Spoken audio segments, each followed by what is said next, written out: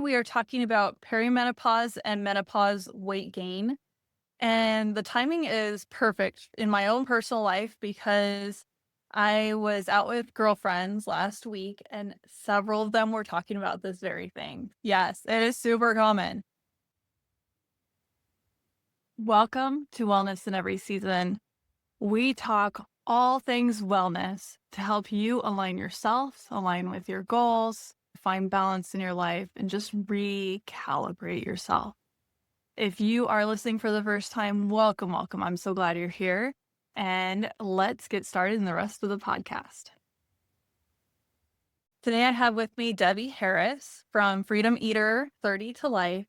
She has her own personal story with this, and I love having people on who have their own personal stories because it makes it real. And she has talked about this for a while, so let me tell you a little bit about her. Freedom Eater, we're going to learn what that is. So she's an author, speaker, hypnotist. She's a coach. She's dedicated to empowering women to reclaim their energy, confidence, and well-being. And perimenopause and menopause, this is where everything starts to just fall off that cliff. So this is super important. She is a best-selling author of Dieting Sucks for Women Over 40 and 30 to Life. And like I said, she's a very real person and she comes across as very down to earth and my type of person right there. And the type of person who listens to this show, because if they like my vibe, they're going to like your vibe because I love people who, let's just be real here, right? Perimenopause is hard and menopause just gets even harder. And it's amazing how many people are becoming more vocal about how much it sucks and how much past generations did not share with us how hard this is. So I'm very excited. First of all, welcome, Debbie. I'm so Thank you. excited that you're here, that we have a chance to talk about this because like I said, know so many people who are struggling with this. And I know how hard it is. I know in the day and age of GLP-1s Yes. that we are in such a society where we want this quick fix instead of really let's slow down and let's get to the deeper fix, which is what we're going to be talking about today. So, yay. You're so welcome here, and we are so excited to have you here. And there are so many people who are pressing play just because of this title. So, thank you for showing up and for giving us this expertise. Thank you. I'm very, very happy to be here and happy to reach as many midlife women as I can. So, first of all, tell us about your own story that led to this journey, that's led to this book, and where you're at today talking to us. My dieting journey started when I was very, very young. I was the fat kid in school. And in those days, and I'm sure it's still true today, fat was a word that was used and ridiculed. And this went on throughout my grammar school, junior high school. I ended up having a situation where I took weight off when I was about 12. But then when I went to visit my dad in California, I was in Brooklyn. When I went to visit my dad in California, within 3 weeks, I put the weight back and more because he thought that eating Italian food and Baskin Robbins every night was somehow a great idea. And I didn't actually take the weight off again until I was about 19. And then from there, it was just a lifetime of being at the weight that I felt comfortable at and then being on a diet.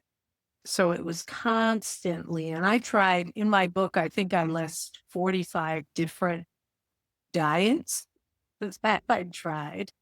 I gained 75 pounds with my son when I was 28 and took it off in 7 months on the lean cuisine and Diet Coke diet. And that's something I recommend. But these are things we do when we're younger. When we're younger, not only do we get results, even though they usually tend to be ultimately temporary anyway, our bodies are more resilient and we're more resilient emotionally and mentally as well. Those little tricks don't work once you hit Perimenopause or postmenopause. So, as you mentioned, I didn't really struggle in perimenopause, but once I hit menopause, and just because I know it gets confusing, we throw these words around. Menopause, as most of you probably know, is just one day. So once you haven't had your period for 12 months, you're in menopause. So you're literally in perimenopause or menopause, but we use the term menopause to kind of encompass the whole fun adventure. Once I got to that point, I literally hit a wall and I had gained about 45 pounds. I see pictures. You could see the bloat and the inflammation. Plus, I had the hot flashes, the night sweats, the mood swings, the crazy rage where I used to pray that nobody would cut me off in traffic because I was living in Vegas at the time and nobody cuts me off in traffic because I'm not really sure what I might do at that point. But I was having all those symptoms too. And no matter what I tried at that point, nothing would budge the weight. I finally got introduced to a program, which I then took to another level, took the weight off. I underwent breast cancer at the same time. And I started thinking, wait a second, I need to get this out there and I need to help other women because the amount of frustration and the amount of anxiety, ultimately depression over it, I wanted to put an end to that. Plus, having been a certified hypnotist for many, many years, I was familiar with the way the subconscious was working to add into all of this that we're trying to do. So that became the book. The book came out in October, Dieting Sucks for Women Over 40. I've since written something called Ending the War with Your Body. It's called The Wrong Map. It's a little booklet, which anyone who wants it, when you have my contact information, it's a gift. I want it in the hands of every midlife woman. And I did a recent TEDx about this subject and also about the fact that we live in a culture where women are not being educated on menopause, but our doctors are not being educated either. So it really comes down to changing the way menopause is viewed, not just from the consumer, us, we're the most important, but when we go to our healthcare practitioner, what is it that we say? How do we engage the conversation? And how do they become trained to really answer our questions or at least be open to researching things that we may have found out that we're interested in? So yeah, I actually went back to school. I became an integrative nutrition health coach. And just recently, I became certified as a menopause coaching specialist. So just to kind of bring it all together, it's something I'm extremely passionate about. So let's start with the MIDI, right? That's the new, everyone's interested in this. What separates you from them? Have you done any research to know about MIDI? I can tell you the little bits just from hearing my girlfriends talk about it. It's a patch that you put on. Oh, yes. It's supposed to help with all of the symptoms. How are you different from this? And I think this will help for people who are being flooded because right now they are doing a huge social media push. So the name is out there everywhere. And thank you, Autumn. But there's many more than just that. Oh, yeah. And there will be more. First of all, I came into this whole world to help the women, first and foremost, release the excess weight in a way that was not starving, understanding, and really finding out how foods, specific foods, relate to your body and how you can conquer all that BS that goes on in your head about food and about guilt and about all this crazy stuff that we do. I also teach self-hypnosis. So when it comes to menopause symptoms in general, the patch is just the extension of when I used to go get a cream, and the creams are still there. Here's what I'll say about all this. If you're lucky enough to have an OBGYN or a practitioner who really understands this stuff and you can talk to, please talk to them before you do any of this stuff. The second thing is if you don't, then you really want to start looking into finding someone who does. And that's actually a project I'm working on now, because every woman is different. And the thing is, some of this stuff is good, and some of it that may have a different reaction. It's just like the GLP-1s that you mentioned.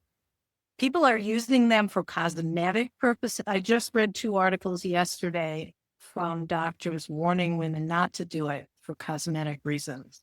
And it's very simple. It's not that the doctors know everything, it's that we don't know everything, which is the point. Same thing with all this other stuff that's out there now. And they're pushing the GLP-1s. I mean, you can't look at a social media for 30 seconds without. And now that I'm discussing it on my phone's over here, I'm sure that it's listening and I'm going to have even more. But these things do work. You need to find out what's going to work for you, whether it's a cream, whether it's a patch, whether it's a supplement that you're taking. And there's tons of those too, herbal supplements. But it is really, really important to talk to somebody, especially if you're doing other stuff too. If your doctor is like dismissal about it, talk to a pharmacist. They're usually really good at saying, well, if you're taking this supplement, you might not want to be taking this one. That's kind of where I'm at on that stuff. It's a lot of what's hot right now. And how are you going from what's hot to tried and true? I'm totally feeding you the answer in the question here, but tell us about how you're using a lot of nutrition instead of synthetic things that are out there. So there are no synthetic things. There are no drugs. My 30 to Life solution, basically, the first 30 days is a program called Balance Warrior. And I'm going to be honest, in those first 30 days, you are going to cut out certain things from your diet. And it's really to allow your body to get into balance. So what happens is you release weight anywhere from 10 to 15 pounds. Menopause symptoms diminish. Your overall health gets elevated, whether it's blood work or sugar or cholesterol, whatever it is. Everybody's different. But the key here is that's not meant to be a sustainable lifestyle. So once you get through the first 30 days, wherever you're at, you start adding food back into your diet and paying very close attention to how you react to those foods, not just on scale. Did you wake up with a headache? Did you wake up feeling bloated? And I'm not talking about eating ice cream or a candy bar and then saying, well, yeah, I woke up feeling bloated. I'm talking about any food at all, whether it's dairy, whether it's gluten, whether it's a particular vegetable like a nightshade, like eggplant or tomato. We add one food at a time and we put on our little detective hats and say, now what's different? Do I feel any different today? So you begin to actually learn what foods work best for you. And then you ask me about Freedom Eater. Freedom Eater is stage 3. Stage 2, adding foods back, is called the Harmony Heroin.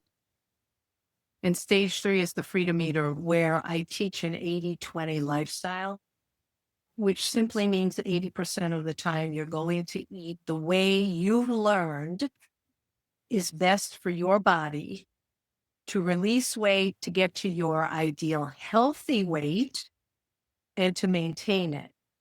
Basically, if you're going on an all-inclusive vacation, if you're going out for dinner, whatever it is, that 20% of the time, you're going to do pretty much what you want. But that 20% is going to be more of a food freedom for those things that are not in your normal eating. And what you learn is that by living that way, you do maintain your ideal weight and you learn how to do that. So you can still enjoy food, which I believe you should be able to. So it sounds like it's about detoxing your body, having that reset, healing your gut lining, that type of thing is going on with the removal foods. And then slowly adding back in and seeing what works, what doesn't, and why. And then combined with that, we learn self-hypnosis. We talk about trigger foods. We learn what to do when we go out to eat, how we deal with dinner parties, how we deal with alcohol. So all of that head stuff is the bulk of what's in the book. That makes sense. The comfort foods, what do you do? Trigger Okay. foods are really, most people know what their trigger foods are. It's basically a food that if you start eating it, somebody has to physically remove you from it. Like me One and, pops to the fun don't stop. yeah, me and cashews. And it's funny because we don't buy nuts. Nuts in general, but cashews in particular, we don't buy nuts unless we're having company. And then I'll get the big, giant, mixed nuts thing from Costco or something. And if I have friends over, and my husband will literally come over to me and say, "Can you stop picking out the cashew?" And then I don't even realize, I'm just doing it. And then at the end, those nuts go back with who's ever been there. I can't let I keep them in the house. It's, but you learn that and you learn how to deal with trigger foods because, and some people are living with teenagers and they'll say to me, "Dad, that's all very well and good, but my teenager is this in the house and that in the house. And what am I supposed to do?" So we have to work through all that. So it's a lot about lifestyle and mindset. Mhm. And my question here is, yes, people are going to you for weight loss. What other benefits happen along with this? Well, what you find is that once your body starts balancing, particularly we talk about cortisol, which is your fight or flight hormone. And so because we're stressed and because the reduction in estrogen adds to that as we get into menopause, cortisol is going to hold on to fat. And in particular, it's that fat you notice around the middle. So we work with reducing stress, giving your body the foods it wants. So all of the other things get better. Maybe the hot flashes go away, migraines go away, mood swings get better. You sleep much better, and sleep is a big issue. And many women don't realize that the ultimate culprit, if you will, in perimenopause is the lack of sleep, irregular sleep, because that begins to affect everything. So research is now beginning to show that it's actually this sleep issue that is a major player in all the other stuff that's going on. Weight, the other symptoms can all be traced back to the way we're not sleeping properly. It's the biggie. So, yeah. I've had that conversation with several clients Yeah. where they're okay, that's all good, but I want to work on weight. And I'm like, okay, we're going to work on that. Absolutely. But we're going to take care of all these other things to get you there. And it's our culture to, we have not been a culture that celebrates sleep. It's kind of been the opposite. We celebrate Oh, you can, laziness, lack of sleep. you can survive on 3 hours a day. Oh, wow. Tell me your magic pill that you take Yeah. to be able to do that. Yes, Yeah. I was the same way. Yeah. And everybody's different. I know people who can literally take a cat nap standing any place. I've never been able to nap. If I nap, there's no sleep. Like Oh, my literally. nap is 90 minutes. I can't do one of those 20-minute cute little cat naps. And you can nap. And some people need to go to bed at a certain time. Some people feel that If I stay up till midnight and sleep a little later, I'm better for me, whereas someone else might go to bed at 9:30 and get up earlier. They're getting the same amount of sleep, but that works better for them. All of this improves as you start learning about food and your relationship to food. From the work that I've done with somebody else who works with hormones, it was really interesting to see when I fixed my vitamins and minerals, so many of my symptoms went away. Yeah. And really, it goes back to, was it Socrates? Let food be thy medicine.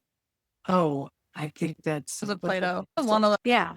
Well, food is. And I think we've gotten so far away from that. But the other thing is we've gotten so far away from food being actually food that this is the other issue. And that's another thing that I work on is reading labels and understanding. I had so many clients who would send me a picture of a label and say, can I have this, Jen? Because it has zero fat, zero carbs, zero sugar. And I'd be like, well, what is it? I mean, what is it made out of? And I'd be like, look at the ingredients. And first of all, if you can't pronounce them, or if it's this amount of ingredients. it's not a food or a drink, if you will. And again, these are cultural things, particularly in our American and Western culture, that we've become accustomed to. A lot of marketing. So it sounds like, same for you, people come to you with weight loss, maybe having a broken relationship with what is a healthy diet. And I don't mean diet as in losing weight, but Right. diet as in your food lifestyle. Right. We need to have a separation of diet, both the words, because they're two different things. Yay for English language with all the sarcasm inserted. With Spanish, it makes sense. English is stupid. There are other languages that make sense. And as they get older, we will very much be spending a lot of time on learn a language, learn another language, see the difference between English and any other language. But there are different meanings for diet here and diet Yes. culture. Like Yes. let's think of it when we're talking about diet in this mindset of lifestyle and Right. have it be something that is maybe not for the rest of your life, because what worked for you, like you were just saying, what worked for you in your 20s is not going to be the same thing in your 40s, because I've taken a bunch of nutrition classes for my own learning, and then eventually because I wanted to share it with other people during my undergrad. So definitely not a nutritionist, not a dietitian, but our needs change over time, including the amount that we eat. So the amount of Yes. calories that we need. Mhm. And we can forget that when we're in such a state of fight or flight, like that amount of stress and lack of sleep. Have you noticed when you don't sleep enough, you eat more? Or if you're not drinking enough, you're going to eat more. But what you actually need is some good old liquid, water in particular, or electrolyte.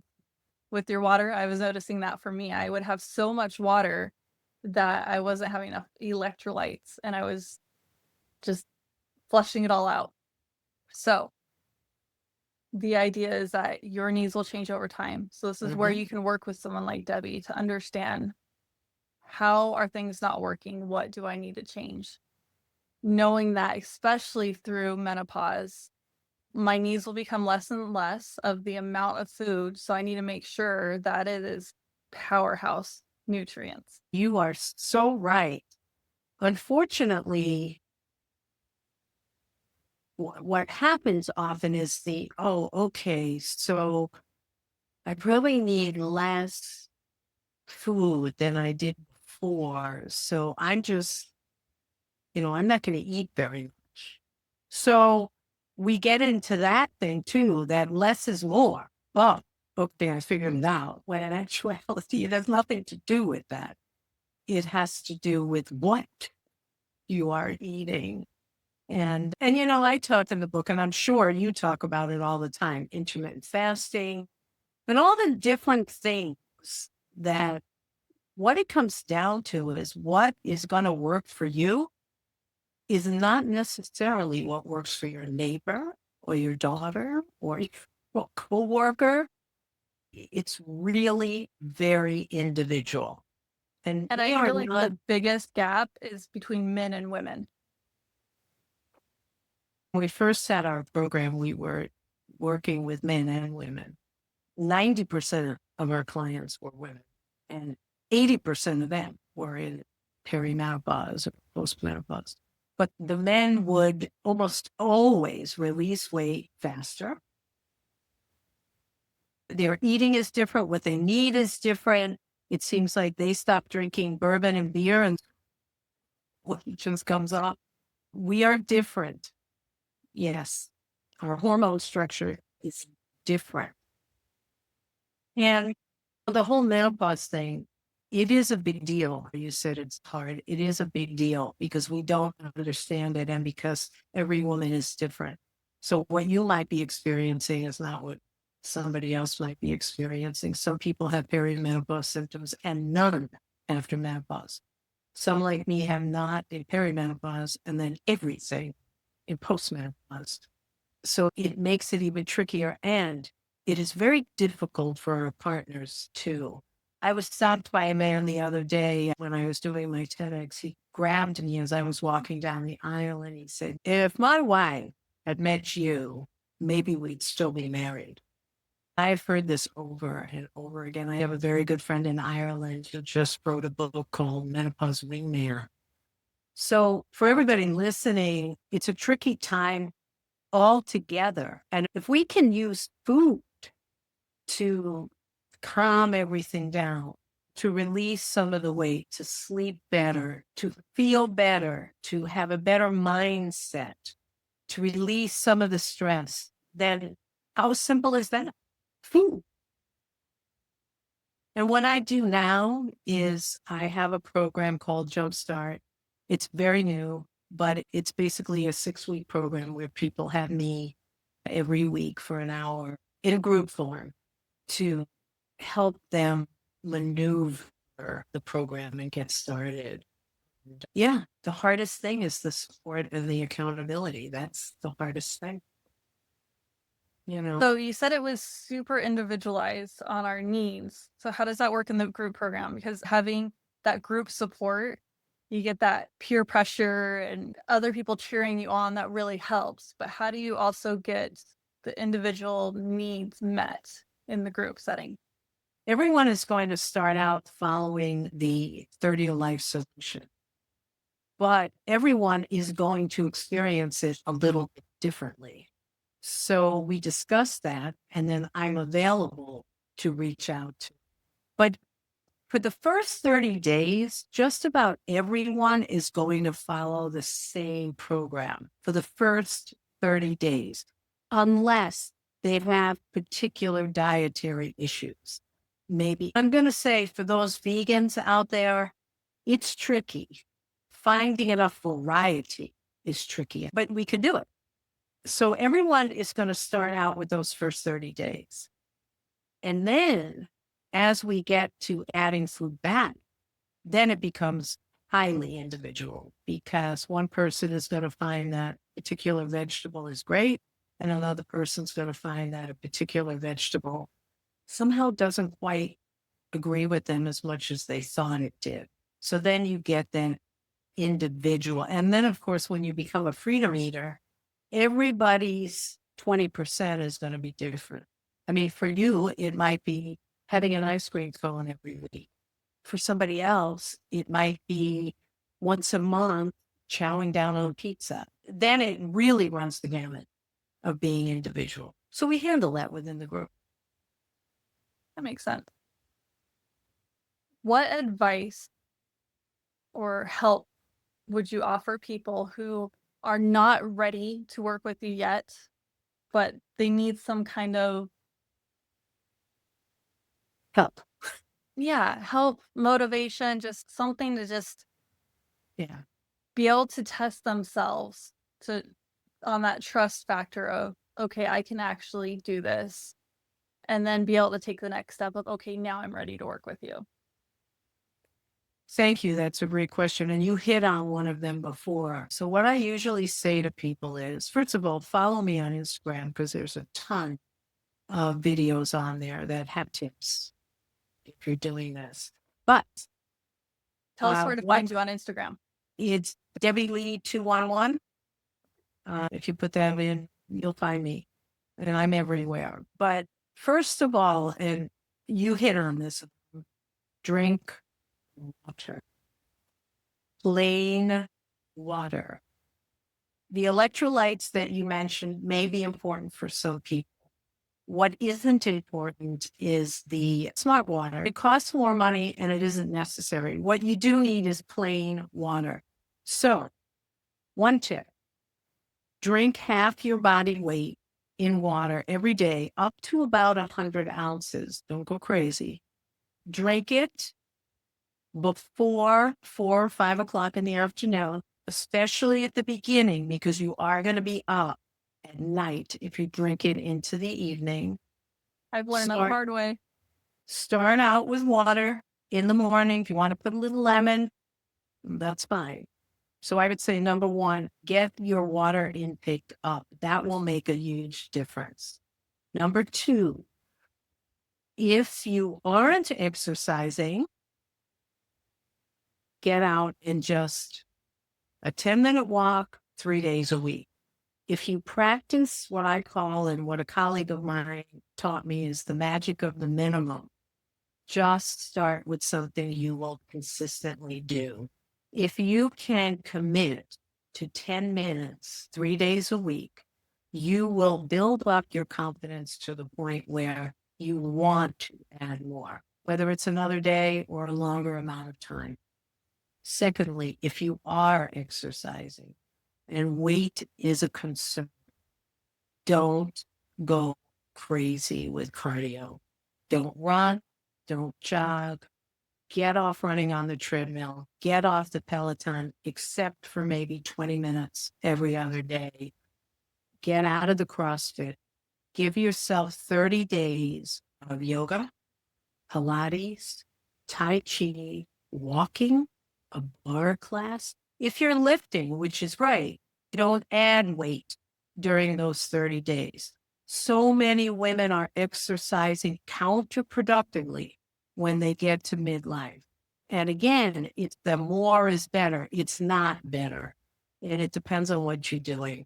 So increase the water and pay attention to the way you're exercising. If you're not exercising, start with something that you know you can consistently do over time. And then if you can find something that helps you with any kind of stress. I think if you go to my website, 30tolife.org, in our free resources, there's info on self-hypnosis. If there's a person you like to listen to for a guided meditation, music, whatever it is. And even if it's 5 minutes throughout the course of the day, that you can just kind of zone out a little bit. And these are just little things you can do. The next thing, it's maybe not so little. If you could take the added sugar out for 30 days and do this other stuff, you're going to actually notice your body change and all the other symptoms get better too. Honestly, Yeah. how much of this would help somebody who's not looking to lose weight, but just be healthier? The added sugar was my, oh, hey, this would be a question moment. Following it. If you're at your ideal healthy weight, then chances are you are moving somewhat. In other words, you're doing something with your body. But if you add water and you watch the added sugar, then yeah, it's going to help. It's going to help with sleep. One other thing, alcohol. I'll just touch on alcohol because you mentioned it too about sleep. Alcohol will reduce your ability to actually pay attention to what you're eating or when you're full. It also can disrupt your sleep. So it's not a question of don't. drink.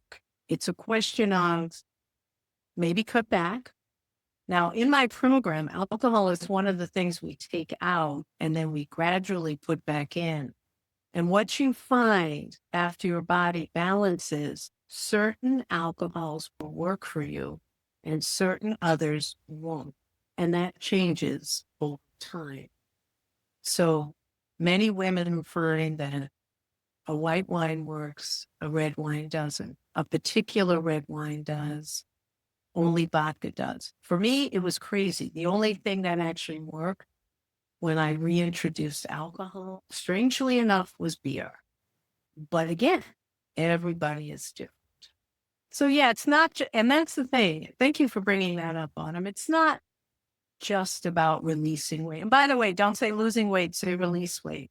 It's better for your subconscious. It's not about that. It's being at whatever healthy weight is right for you. And even if you're at that healthy weight, it's about getting your body in balance to release and reduce some of those symptoms you're having, like night sweats, like hot flashes, like brain fog. It will help. It will help a lot. Yeah. And I know I've gone through big lifestyle changes at different stages of life. The biggest one was I was suffering with infertility. I made a huge lifestyle change in the way that I ate. And within, I think, a month is when we got pregnant. That's Yeah. fantastic. And we kept a lot of that in our lifestyle.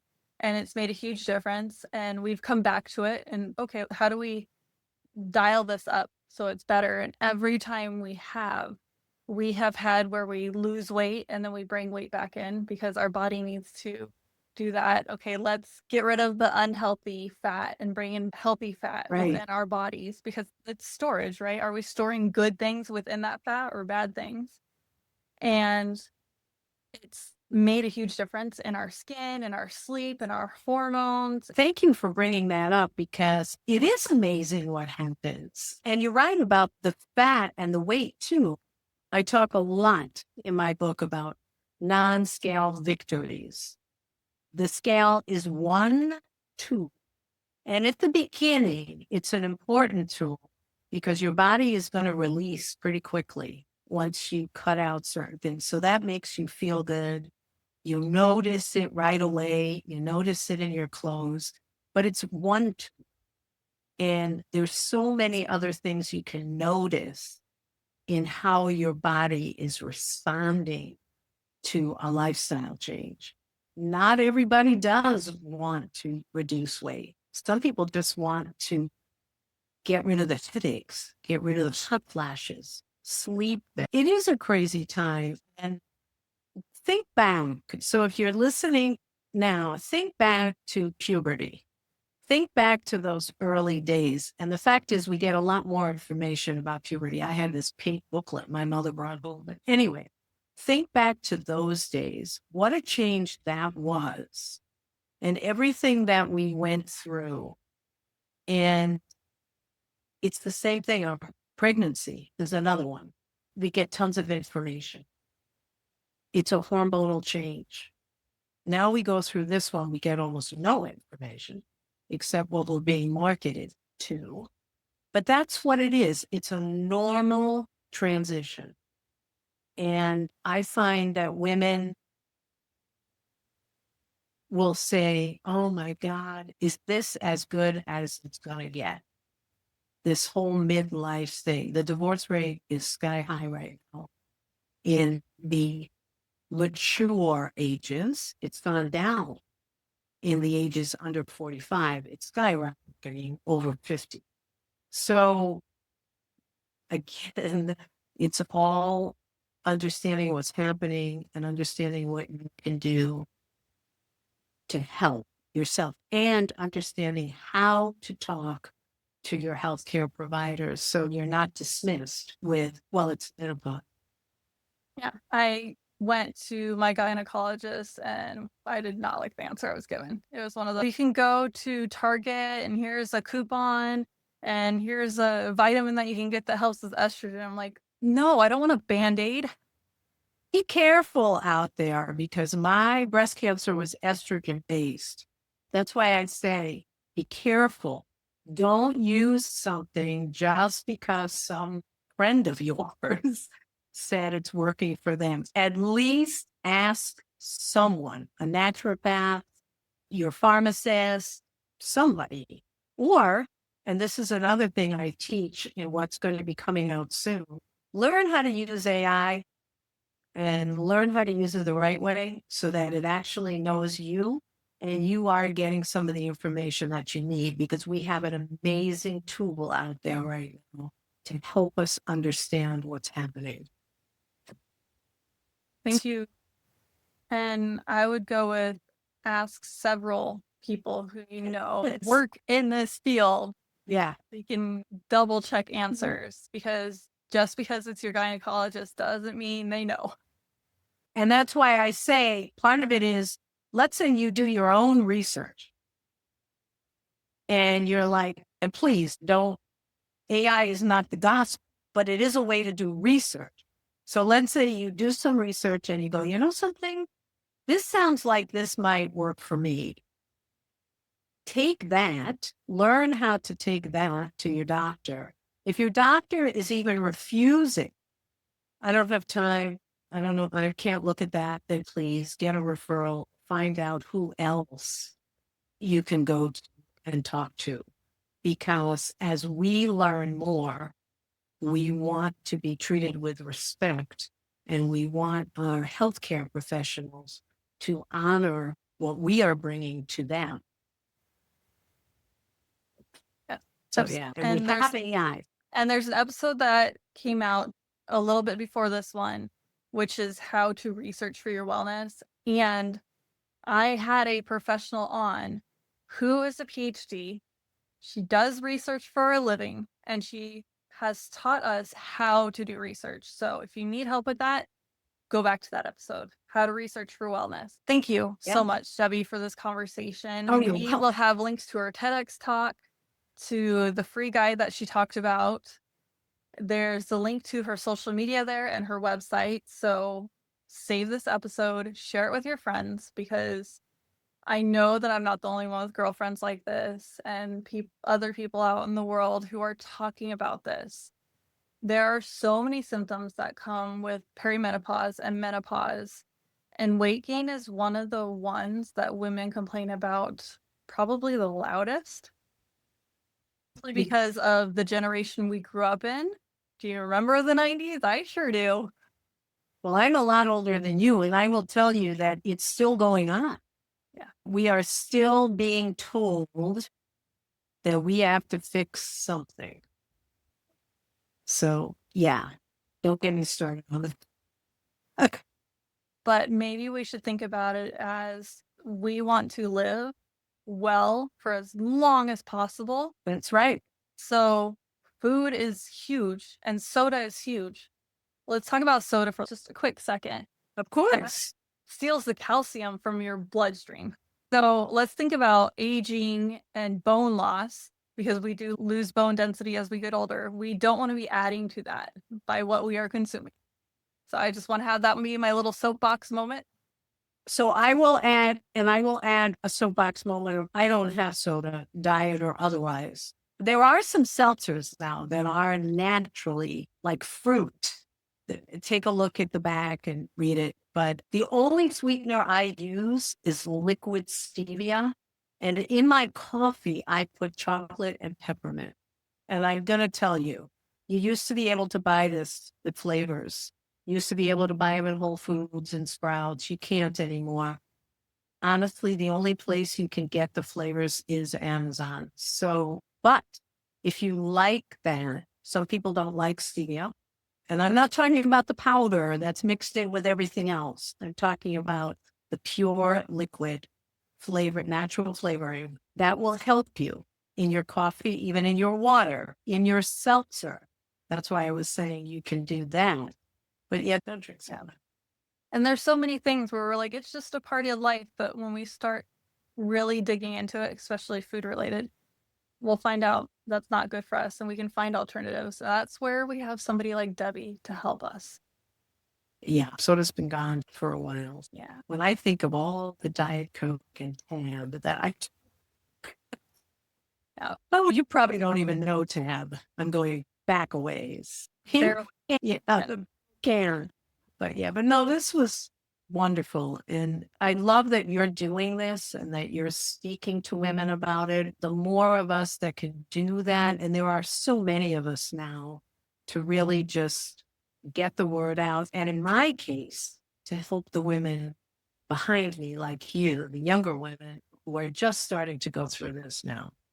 Every time I have anything about hormones, menopause, huge amount of listens. So it's obvious that this is needed. Obvious that there's still so many gaps in there. So because this is being listened to, let me just tell you, your friends need to hear this. Share this with your friends. Debbie would appreciate it. She wants to help more people. And really, all of this is us helping out our Absolutely. fellow women. And for the Absolutely. men who are listening, it's worth listening to because now you can start to understand what is going on with the women in your life. Oh, yeah. Go and get Menopause Wingman.